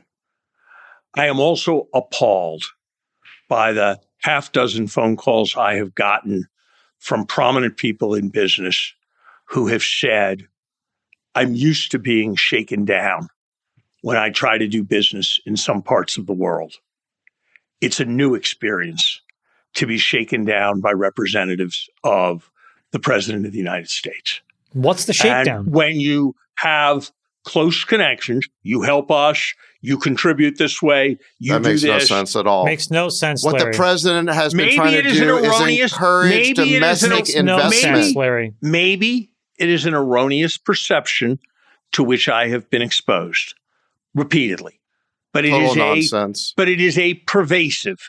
Total nonsense. You guys are very confident that your anecdotes are true and everybody else's aren't. It is a perception that is shared by almost everyone who has experience in the conflict of interest area, who has looked at the situation of Trump administration officials and those working as special government employees in the Trump administration. What are you saying? Because I just went through that whole process, Larry. It what may does that all mean? be false, but I can speak to this because I just went through this process. It took forever. It took like months. Okay. I went through the same process everyone else goes through. The OGE career staff have to go through all of your disclosures and they figure out what the conflicts are, and then you have to divest them. Okay. It's the same process everyone goes through. So you're all over the place making all sorts of accusations here. So if you have some proof or you want to accuse someone, then why don't you just do it? But otherwise, what you're saying is just not true. It's not backed up by anything. Great. They shook down Eric Adams. That's a direct accusation that happened in public. They shook down Eric Adams because they could put him in his pocket. I don't know That's anything a about big that. deal, y'all. Like, that is a way they are doing business here. You guys There are have been a all variety, over the David. map making wild accusations. Well, First maybe. it was... there have been a hold on a variety second. of 2 OGE seconds ago, resignations because of their discomfort with being overruled by your colleagues in the Trump administration. So the suggestion You're all over the map. that you 5 have been seconds held ago, to the same ethical standards that I was held and that other members of previous administrations, including the Bush administration, were held, unfortunately, is not right. No, that's false. All right. Well, there's I don't two know if issues you're here. you may not be familiar with my talking about two situation, different but I things had to here. divest. Hold on, I had to divest a lot, as I talked about on the show. Yes, in any we're- event, we're- you guys are all over the map making wild accusations. 2 seconds ago, the shakedown was at the level of companies. Then all of a sudden, it was OGE and ethics. Then it was something about It's Eric an Adams. integrated You guys way are of just doing making business. shit up. Nobody's making. I like that you're like, who's Eric Adams? We're not making. No, shit I up, know man. who Eric Adams is. I supported him on this show. It's a I know who he is. straightforward way that Trump does business at every level at which he operates, and so it is happening at Can I every give you my level of his personal experience, administration. Ezra? I know you don't want to hear it, but I don't. It's not that I don't want to hear it. You know how it It's not that I started? don't want to hear it. Chamath. You know how It's this more that started is I'm not because sure Ezra that the- quoted, hold on a second, Ezra, you misquoted something Chamath said on another podcast where all he said was that I can get my phone calls returned by this White House where I couldn't with Obama listen, or I think Biden, we even though all I was a agree- big donor. Hold on. And you guys have somehow morphed that into some sort of like broad-ranging accusations of corruption or something like that. I think when I'm you have being no very evidence, no clear proof. about what the accusation of No, the you way weren't. Donald Trump works is. Ezra, your accusation of me tried to infer some form of corruption or some form of deal making. None of that happened. Again, I'll tell you, I connected the White House so they could hear on the ground what's happening from a company who was very negatively impacted by the tariffs so that they had the complexion of that feedback as well. Okay. Do you deny the possibility that your experience with the Trump administration might be different than people who they feel are less allied to them than you are? Ezra, I'm willing It's a to. straightforward question. What Are I'm you trying sure to that you're a good sample? I don't even know what we're talking about anymore. All I Chamath think what we're said is talking that about this right White now House is that listens, people which who it does. donate to politicians have unique access to politicians. I think we can all agree That's that not that's true. the case. That was not Okay, the just to be point. very clear, I have given way more to the Democrats Yes. than I've given to Donald Trump. And you were disappointed about that. And- I didn't say anything about your donations. by the I way, said about and- where you're allied now. And by the way, like what's crazy is I was the same intellectual person I was under Biden that I am under Trump. It's just that it seems like the Trump administration is like, well, this is a smart guy with some opinions. Let me listen. Biden, and by the way, and Larry, you know this. These are some very close friends of ours that we share mutually that would not even return my calls. So it is a little personal for me as well, Ezra, just to be honest with you. I'm not going to go there, but the point is, That's fair. I have never seen a single iota of any form of anything other than just gathering information from the Trump. They've never asked me for anything. They've never tried to direct me to do anything. They just want to know what's going on. When you ask them, hey, can you talk to such and such a person? I can assure you that your experience is not the experience of quite a number of the nation's major law firms. It is not the experience of quite a number of the nation's business leaders. It is not the experience of quite a number of the nation's universities. That I am neither the first nor the 100th person referencing efforts at extortion to use the movie The Godfather as a metaphor for aspects of the way in which our country is being governed. What a surprise. Democratic universities and Democratic law firms are making accusations. All right, let's move on. We think we've It's beat the ridiculous. tariff issue, and I think we can all agree that if you donate money, you might have better access to politicians. I want to talk about the future Especially, of... Jason, if you give 10% to the big guy, then you really get access. Listen, that? we could do these allegations all day Democrats aren't long. If corrupt. There's a long list of people who've made donations, and there's a long list of favorable things that have happened to them across all administrations. And we can debate cause and correlation all day long here. But I wanted to talk about the future of the Democratic Party while we're here. Ezra, you have been on a tour talking about exactly how incompetent, how terrible of a campaign they ran. What is the future? And I'll let Larry get his 2 cents in here as well. Is there any saving this party? And if so, what would it look like? Well, there's the problem of the party and the campaign. Let me bracket that, because my book Abundance is more about how Democrats govern at both the state and local and federal level, and some of the pathologies of governance there. They make it hard for liberals to achieve their goals. There are versions of this on the right, but I'm not really writing about that in this. So my book Abundance, Derek Thompson, is about the tendency Democrats have to subsidize things where they are choking off the supply of the thing they want people to have more of. So think about housing in California. You get rental vouchers from the federal government, but we make it incredibly hard to build homes. Clean energy, which a lot of the Biden administration's policies were about putting huge subsidies behind the building of more clean energy, but they didn't really do anything to make the permitting, the siting, the state capacity to do all of that capable of building that amount of clean energy at the pace they foresaw us building it, right? That they wanted us to build it. And behind this, and I can sort of go into a lot of detail here, but is a diminishment of state capacity that comes from wrapping the state itself in red tape and regulation. I think we think and have an intuitive way of thinking about the idea of deregulation on the private sector, right? When the government is imposing regulations on private companies and it's making it hard for those companies to act, to do business, et cetera. But this happens first and foremost on the government itself. One of my favorite examples I've been using lately, there's a new RAND report that looks at how much it costs to construct a square foot of housing in California, in Texas, and Colorado. And it does it on 2 kinds of housing, market rate, and it does it on affordable housing subsidized by the public sector. And the cost of creating housing in California, market rate, is 2x in California what it is in Texas. But when you get into that publicly subsidized housing, where you have all these new standards and rules and regulations being triggered by the addition of public money, it goes up to about 4.4x.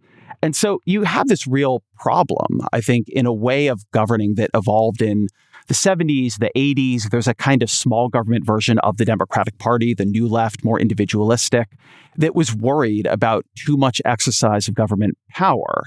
And now that we are in a different world with different problems, we're thinking about reindustrializing, we have a housing shortage, and you have things like the Biden administration, which really are thinking about how to build a lot more in America, but you don't have either a policy architecture or, I would say, a governing culture that makes that possible. Yeah, and so a lot of this came from Francis Fukuyama, I think, and Votocracy.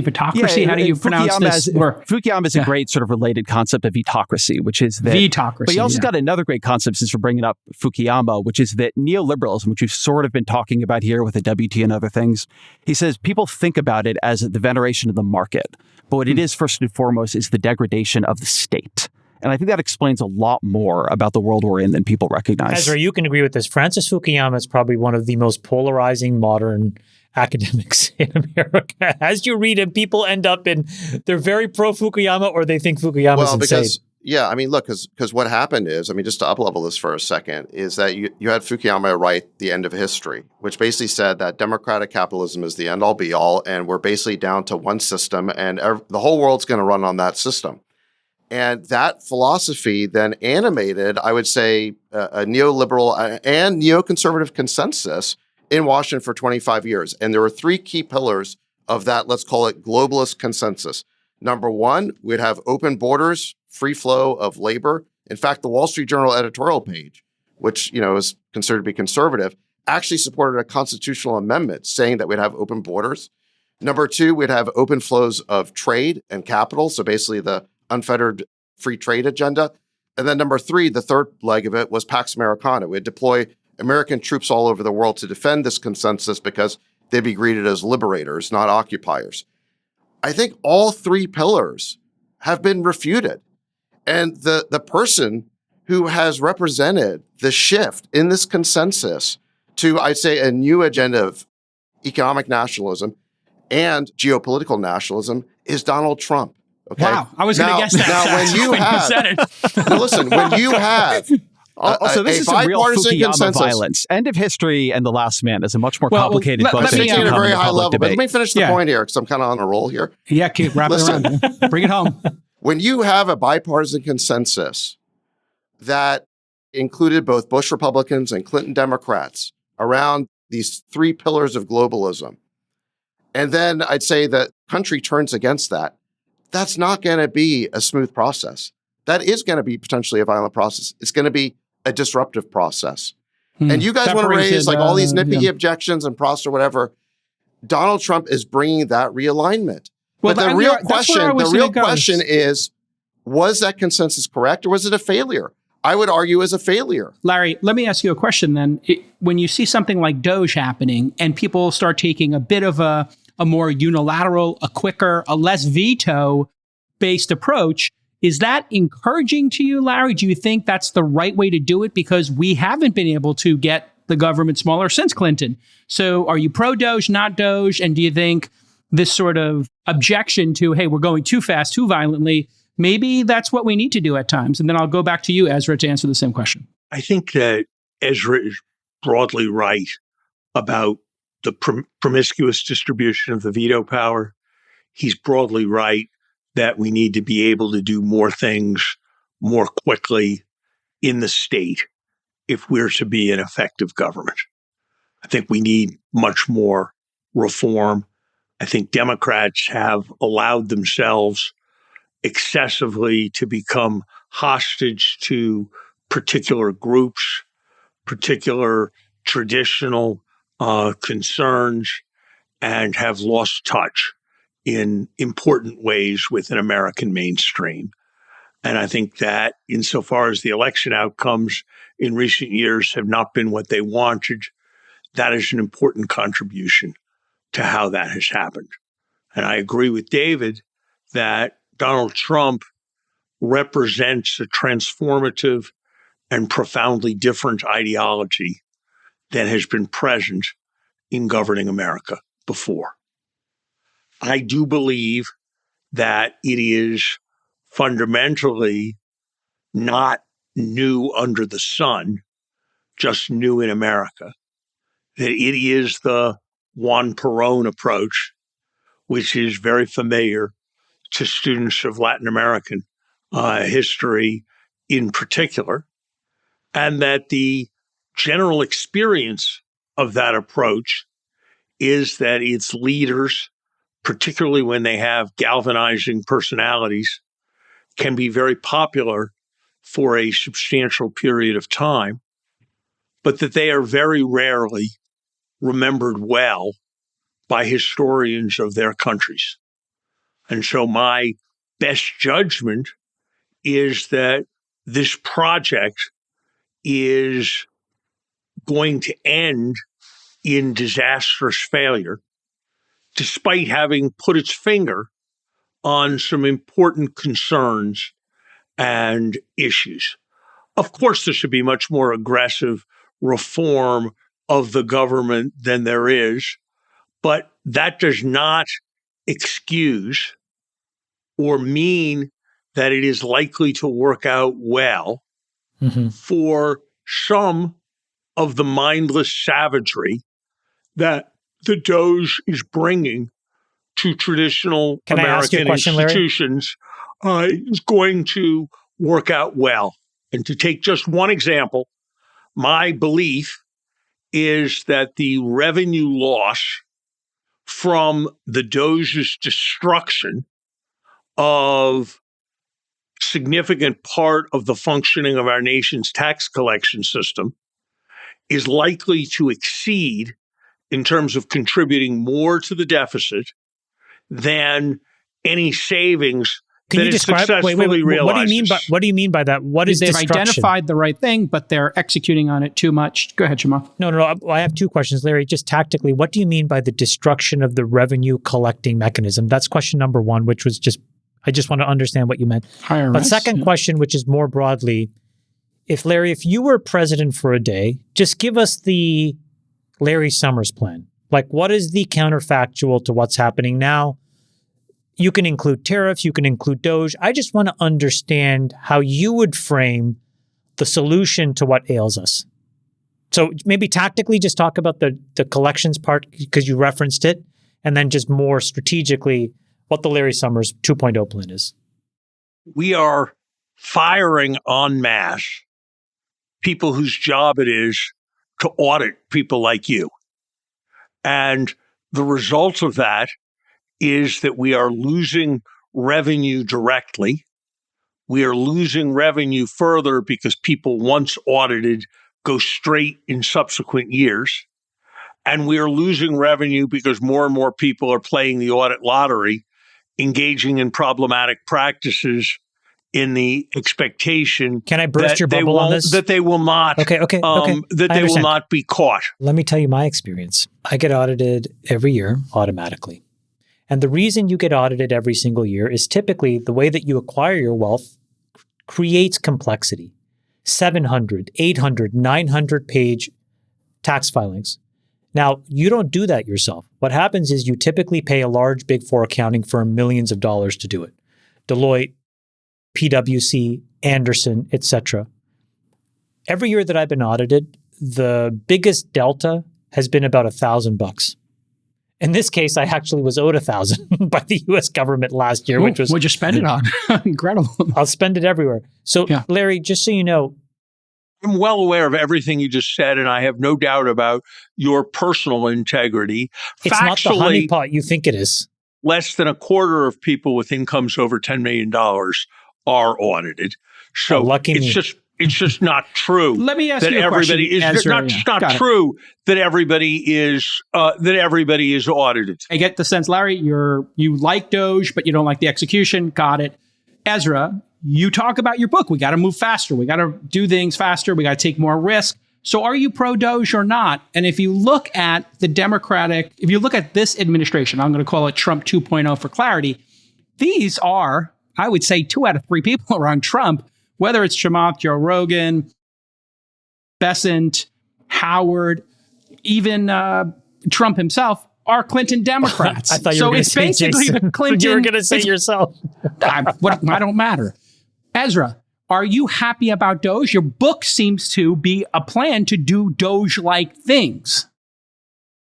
I think building state capacity is 2 dimensions. One is what the state can do, and the second is the rules under which it does it. DOGE seems to me to be fundamentally destructive of state capacity. First, and this goes again to my endless frustration that I feel like goals are not clearly laid out in the Trump administration. What are the measures we are looking at and how will they achieve them? Is it just trying to cut Save $1 spending? trillion. They've been very clear. Yeah. But that's not efficiency, right? I could save $1 trillion. That's not? No. I could save $1 trillion in ways that will make let's put it this way. What Larry was just saying, right? If you cut everybody at the IRS, right? Just cut every single one of them. On the DOGE measure of how much did you save in headcount, that will look like it counted up towards your save $1 trillion goal. But in terms of what Larry is saying, which is the long-term efficiency of U.S. tax collections, you would have just made the IRS much, much, much less efficient. Yeah, no, we get that. But they've also cut all these Efficiency bogus needs software to be- and consulting nonsense and all the there grift is and the some crime. stuff I am not going to tell you that there are 0 DOGE cuts that made sense. But I am going to say that what I see them doing overall is highly destructive of state capacity, or similarly, a lot of things happening around USAID and, say, PEPFAR funding. Is PEPFAR efficient? I mean, yes, you save money by not giving HIV retrovirals to children in Africa, but I think it is good that you do that, right? So that's not the kind of efficiency I'm looking for. I am interested in state capacity that is connected to achieving specific goals. I've talked to a bunch of the people around DOGE. And again, here you get a lot of different ideas of what the goals are. Some people say, well, what we're trying to do is save money. But if what you wanted to do is save money, you could say, go to Congress and do a very big bill. There was a lot of interest in Congress, people like Ro Khanna, who wanted to work with DOGE to identify big spending cuts that both sides could agree on, defense being a big piece of this, and then they decided not to do it. So DOGE, to me, it would be great if somebody tried it, but I see this as much more of a destruction of state capacity and a hack and slash operation. Larry Summers, we're going to thank you for coming. I know you've got to drop off right now. Thank you. Wait, what about his Larry Summers 2.0? Thank you for the opportunity. Would you like to do your Larry please. Summers? Yes. Yeah, before you leave. I want to know what the counterfactual is. Yeah. What's your plan, Larry? Counterfactual is focus on necessary strategic investments in infrastructure, in making America the leading country unambiguously in the world in technology, particularly disseminating in large scale artificial intelligence for collective benefit, building a larger network of alliances so that we are in a position to counter China, both with hard power in the form of increased military expenditures and with moral strength and the world as a whole behind us as a central organizing theme of foreign policy, and reinvent our education system at every level to pick up on Ezra's notion of being about results, and doing all of that while you're doing the abundance agenda as well, of freeing stuff up so that we're in a position for government to get things done.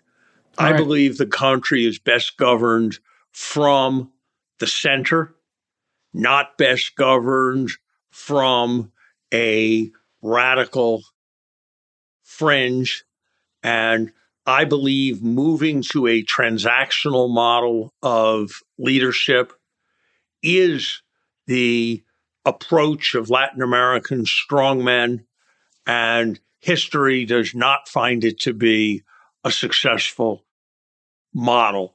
And so I would venerate rather than denigrate the rule of law as part of governing the country. All right, there you have it, folks. Larry Summers, appreciate you coming on the pod. Thank you, Larry. You. Spicy episode here. Sachs, you wanted a chance to respond on the DOGE issue as we wrap. Wow. Well, yeah, a pretty productive episode. Yeah, let me partially agree with Ezra here. I mean, I think that he's trying to introduce this idea of an abundance agenda to the Democrat Party. I think that's a good thing. You know, I know you've talked about permitting reform and not tying up projects in so many hoops and so much environmental regulation and, you know, even DEI and all this kind of stuff. So I think that is all well and good. I mean, we should do those things. The thing that I take issue with is that you're on the one hand saying that there's way too much process around just getting things done, right? When you're talking about public works. But the objection you're making to Elon is that he's not following enough process. You know, it's not enough niceties. Larry called it mindless savagery. This is the problem, is how do you expect anything to ever get done? The reason why your public works projects don't happen is because there's too many special interests who get organized and they stop it, okay? What Elon is trying to do, we have a $2 trillion annual deficit. He's trying to figure out how to cut it. Every single program that gets cut, the interests who receive that money, and we found out that it's hopelessly corrupt. You know, Stacey Abrams gets $2 billion for her nonprofit, and you have all these NGOs who are basically cashing in. They're all going to do everything in their power to stop those cuts from happening. And they're the ones who are ginning up this hysteria, you know, burning down car dealerships and so forth and so on. So this is the problem that I see, is that you don't really have a kind word to say for the people who are actually getting things done, who Ezra, actually your are response. reforming things. Elon is one who's actually making Ezra, the difference can that you should you want. find any good in this? I mean, you sound like you're cherry picking. You when I brought it up and I questioned you, like, do you support DOGE? Your first thing is to say, like, well, here's my favorite pet projects. I want to keep those. Yes, but yes, right? Like, this is, I think, really important. And weirdly, it's the through line of almost everything I've said on the show today.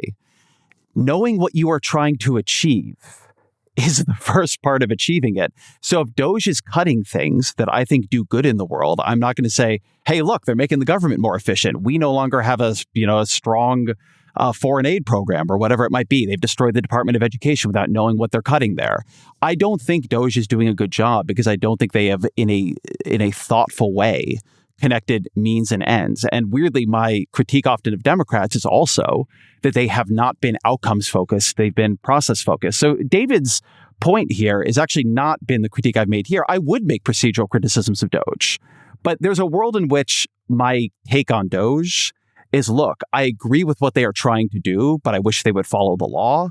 But that's not my take on DOGE. If you had to pick Kamala Harris continuing the spending that was going on, or Elon and DOGE cutting, which would you choose? I would absolutely prefer the Kamala Harris administration to the Trump administration. Would I like to see Democrats be significantly more reformist? Yes, I've written a book about it. I'm trying to persuade them of this argument. But your book is about getting rid of this red tape, and you just said you want to keep the people who put us $8 trillion. Hold on, you just you say you want change. This is radical change. I agree. But you just said you would rather have had the person and the administration that put $9 trillion on top of the debt. Hold on. This is why you'll never get that change, Ezra. You guys all invited me here. You'll never get the abundance agenda that you want. I don't think. Because it's people like Elon or Trump who get things done. This is the way that politics work. You have to have a paradigm shift to get what you want. I think getting dumb things done is not good change, right? I actually don't understand how this point is so hard to grok. If you get a lot of change and the change is bad, I am going to think that is bad, not good. I would hope that is true for all of you, that if Kamala Harris or some other Democrat came in and began wrecking things, that you wouldn't say, well, we needed a bunch of change, like let's break everything in sight. I want to see things done well. There should be good permitting reform. I think so. Let me give you an example of the kind of thing that I am looking for. We talked about chips a bunch on this show. I like the CHIPS Act. I did a big piece that coined the term everything bagel liberalism about the way in which the ideas inside that act, when they began building out the grant program, layered on too many standards and programs and so on.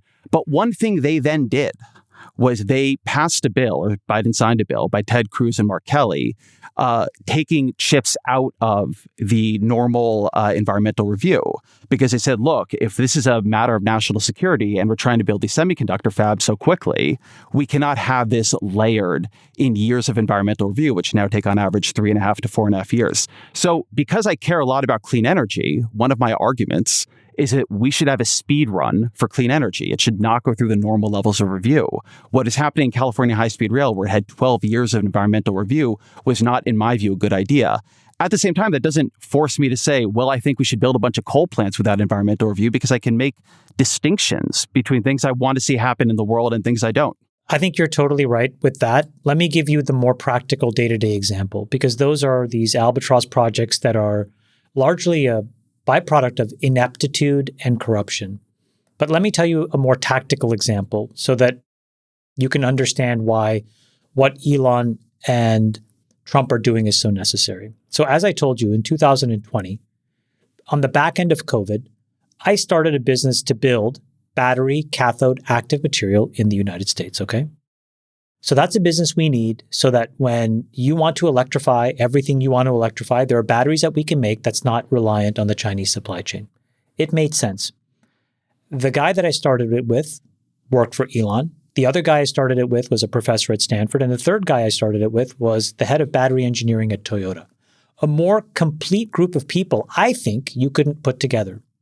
So we start to build, we get a deal with General Motors. So far, so good.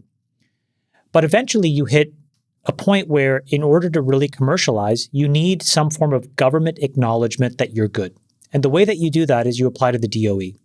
And the DOE has a very legitimate grant program that tries to accelerate these key things, especially things that are critical. We went through that program, Ezra. We paid a couple $1 million in consulting fees to the people that we were told to pay it to. And we were rejected. Okay, fine. Kept going. I kept funding the business. And then last year, we applied again. 125 companies applied. 25 were shortlisted. We all went through incredible diligence. We won. Incredible validation. At the end of that entire process, so really 2 years from when I started, and millions of dollars, we got a $100 million federal grant from the DOE and $50 million from Michigan to build a plant in Michigan to help redomesticate battery cam in the United States. It turned out that in that same period, while we were going through that rigmarole, Stacey Abrams got $2 billion after 30 days. And I just asked the question, what is broken inside of the government that's possible? That It's hopelessly corrupt.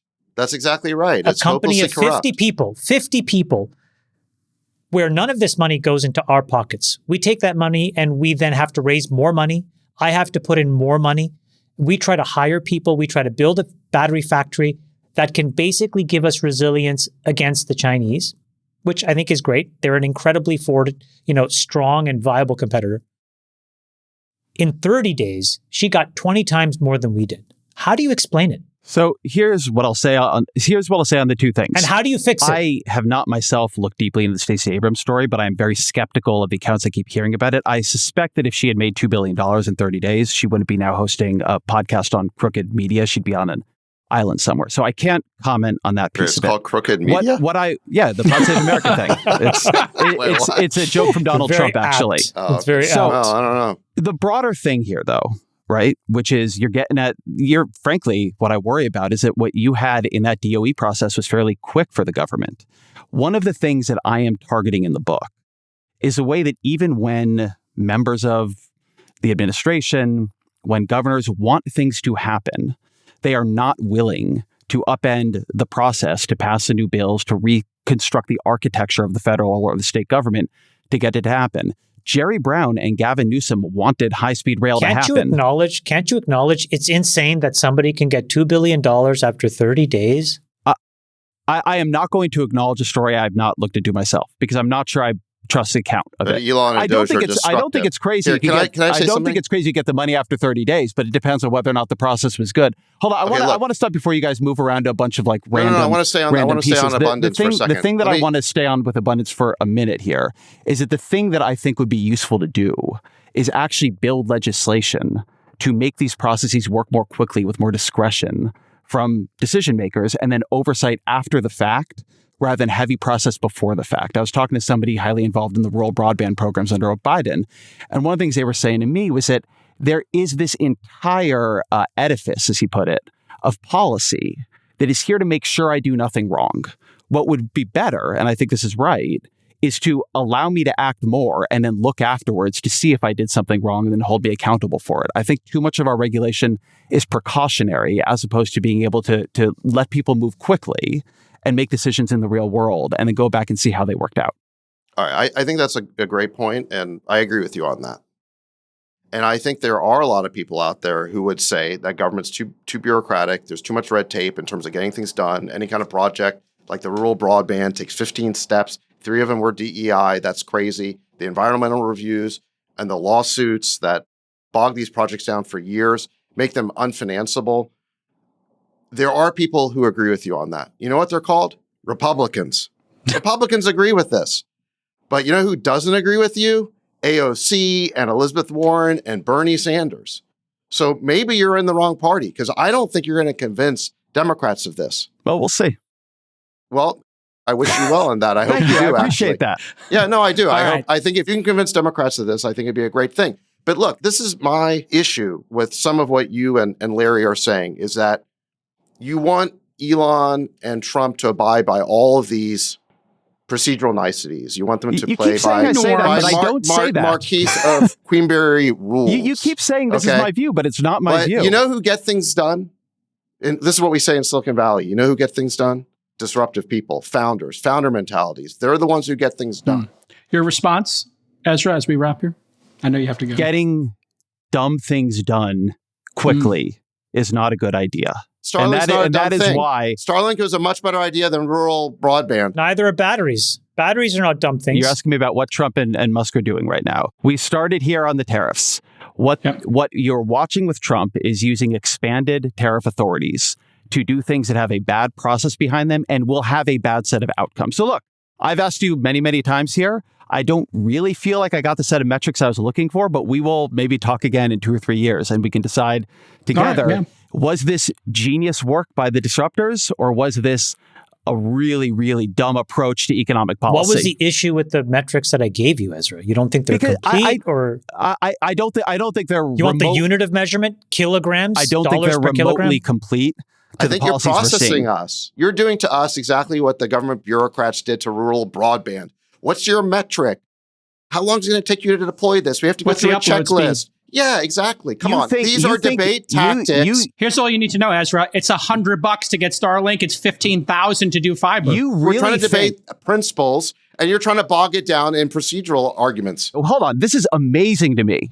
You really think saying to you, in 2 years, what are 3 or 4 metrics that would tell us? No, we said what you gave me doesn't fit the policy. I mean, look, we don't need to do this whole thing again. But what you gave me doesn't fit the policy. It's just reindustrialization. Hold on. We said that we want to reindustrialize America in critical industries, especially, and reduce our dependence on foreign supply chains that are based in potential adversary countries. There's concrete enough, Ezra. Those are Why pretty isn't concrete. that a sufficient objective? Because the other thing that the part of it that I did not hear, those things to be measured, was, okay, where is the economy, right? There's got to be some cost you don't want to pay. So what metric would you want? I'd like to see, like, okay, GDP growth has been X. I would like to hear so you something want about positive wages. GDP growth, and we want resiliency for those 4 critical industries, amongst others. Okay. And it'd be nice for the trade deficits to come down and, especially with certain countries. Yes. All right, get back to work then. We're all going to get back to work. Right. We got the 4 critical industries. We got the GDP increase.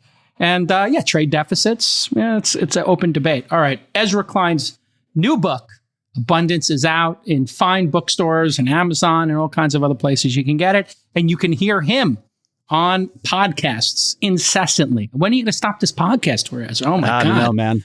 It's a growth industry, one of the last. Absolutely. All right. We'll talk to you soon. Ezra. Bye, y'all. Thanks for having me. Thanks, Ezra. All right. Thanks, Ezra. How do you think the debate went? I think it's a good debate to have, and we made progress here. The paradox of all of this is what they're describing in some ways is what Trump and Elon are doing. Yes. But it's a bit too hot. So if I were to give a criticism or room for improvement to the current administration to maybe pull some of these people over, it's basically slowing down and explaining what's going on a bit better. I give the administration, I give DOGE an A++. It's obvious, they're doing the right thing. I give the communication a B, just increase the communication. And you can see they're doing that.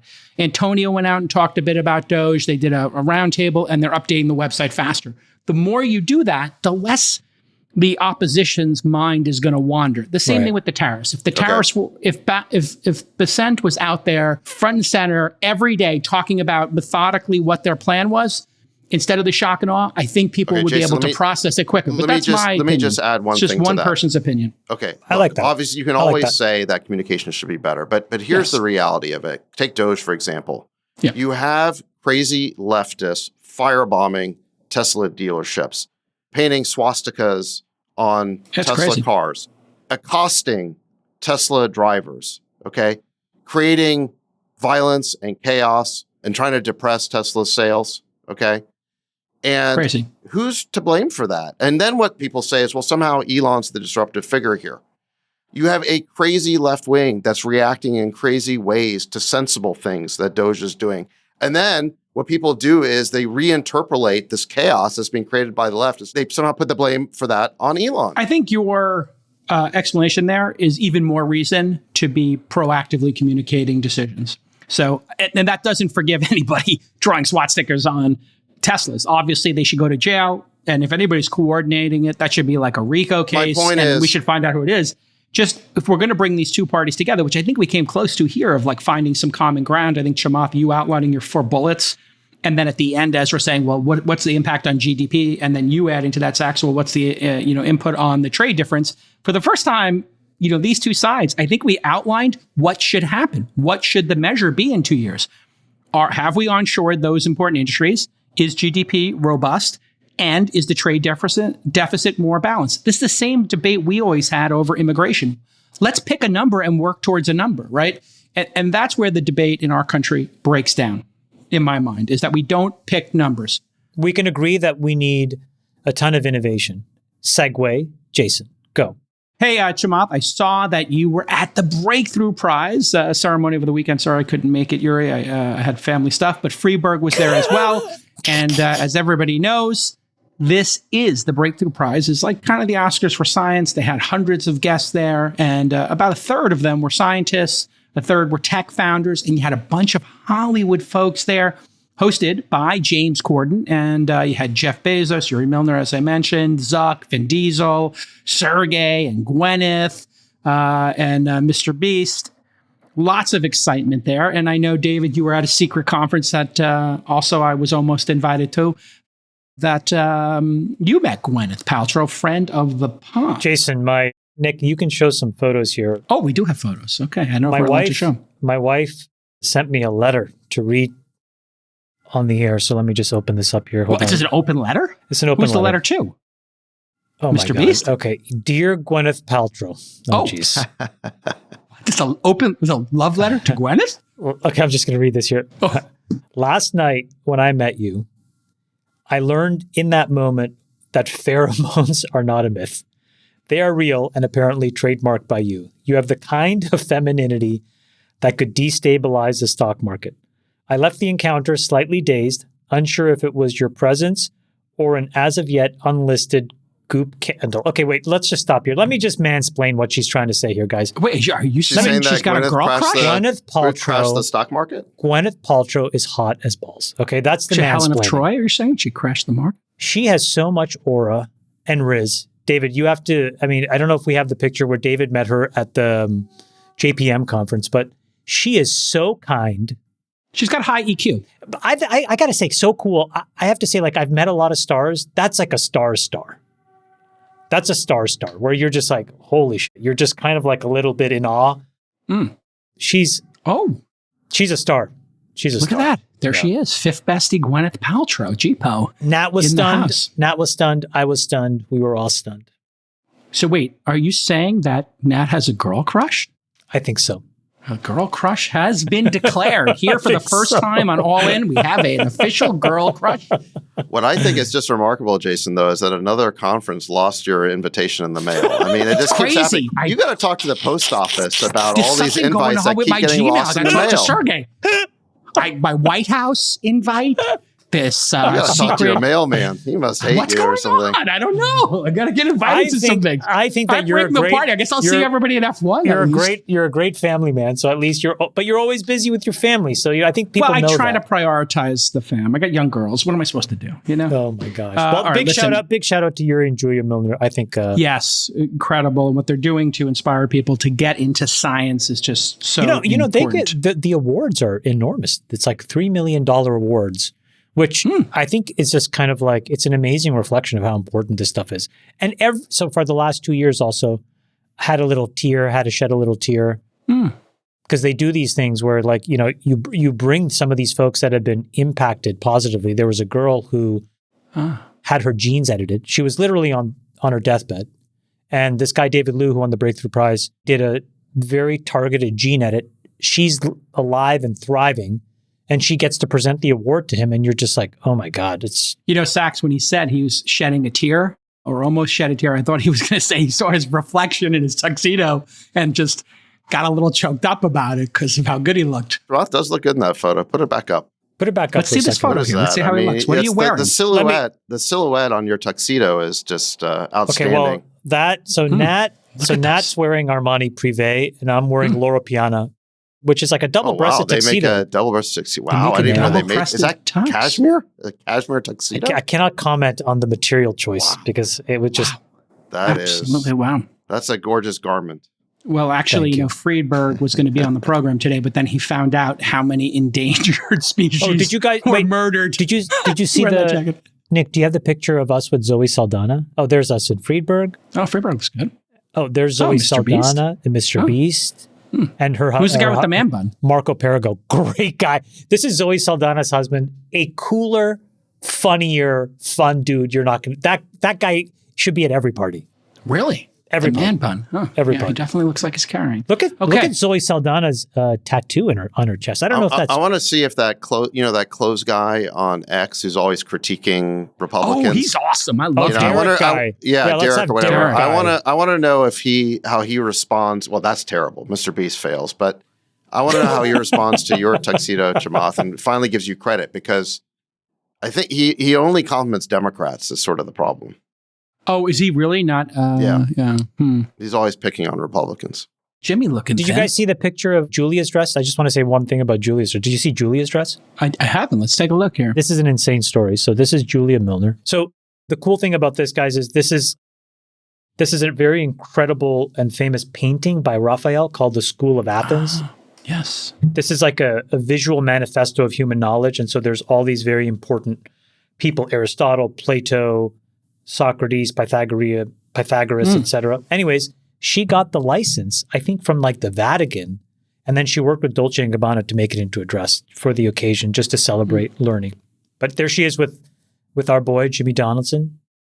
So anyways, it was a great event. Thank you, Yuri and Julia, for including us. All right, guys, I got to wrap. All right, David, I miss you. Thanks for the invite. All right, bye, son. I will hand deliver Jason's invitation. For 2026. I'm pretty sure it got lost. I mean, I have a phone number. You could text me the invite. You could send me a calendar. I have a GCal. I've got a Google Calendar. You could invite me. I'm a good hang. My God. I don't know what. It's so funny that event that Sachs was at, one of our mutuals was like, hey guys, this incredible event's going on. This famous person's hosting it. These celebrities are coming. GCal, Freeberg, everybody, you're all invited. And then like 2 weeks before the event, I was like, are we going to this thing? Because I'm just like my calendar and everything. They're like, yeah. Yeah, the event's happening. And I'm like, poor you, Jason. Did you I send love the you. event? And they're like, I'm not sure. You're my and I'm ride or like, die. You're but my you ride or die. texted me the invite, but you didn't email it? Okay, sure. I will never go to an event that rejects you, ever. Like a ride or die, baby. For our chairman dictator, another exceptional episode of the All In Podcast. We'll see you all Love you, next boys. week. Bye-bye. Bye-bye. We'll let your winners ride. Rain Man David Sack. And instead, we open source it to the fans, and they've just gone crazy with it. Love you, Bestie. Queen of Quinoa.